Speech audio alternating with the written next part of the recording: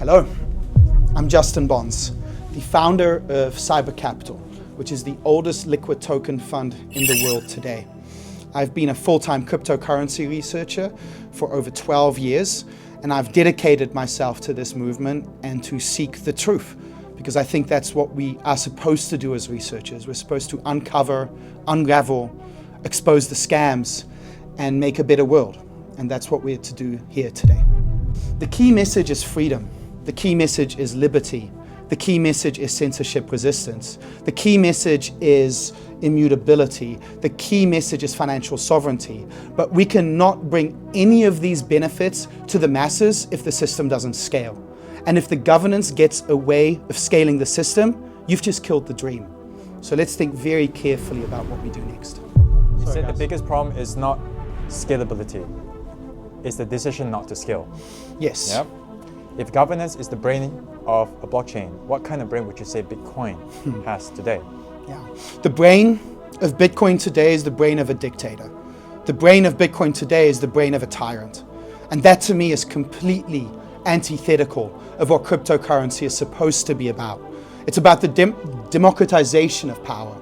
It's about the distribution of power, to concentrate the power of decision-making for these blockchains, all on just a few people, all on what are essentially old-school politics or realpolitik, to me is completely insane. So it's no wonder that, in my eyes, Bitcoin has completely failed as a project when you look at its original goals, and we're all watching Ethereum fail before our eyes, as they seem to be completely unable to make sensible and competitive decisions in this market. I think this is why governance is absolutely critical, not just in order to have a more fair and just system that is actually decentralized, but also have a system that can't be corrupted, that can't be captured by the powers that be. Because it's far too easy. It's far too easy to come along and bribe a bunch of developers and effectively now control the destiny of millions of people. That is insane.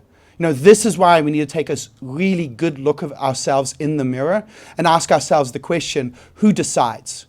Because in reality, who decides in most blockchains?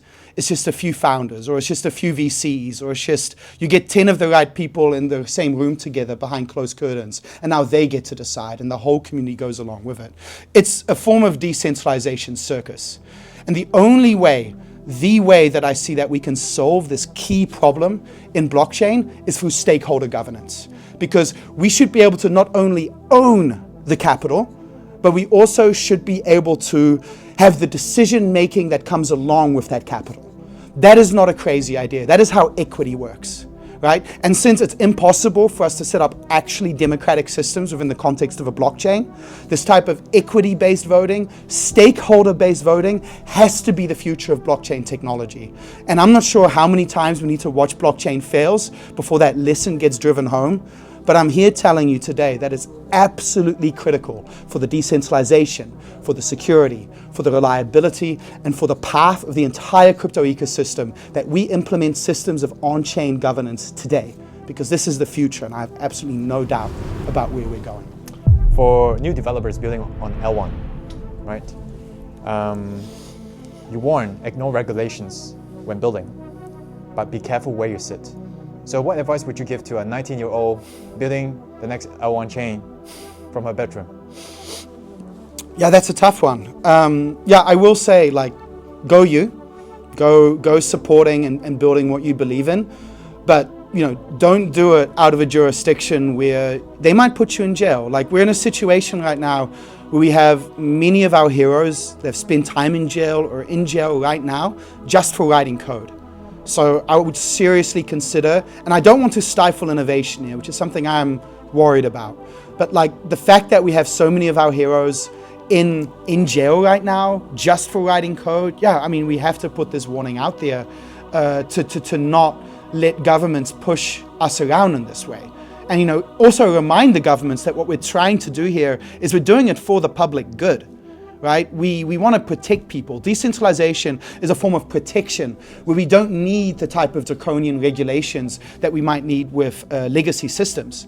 This is why decentralization is so important. This is why cryptocurrency is so important. It's only a matter of time before regulators will really start to realize this and appreciate this. In the meantime, however, please do be cautious.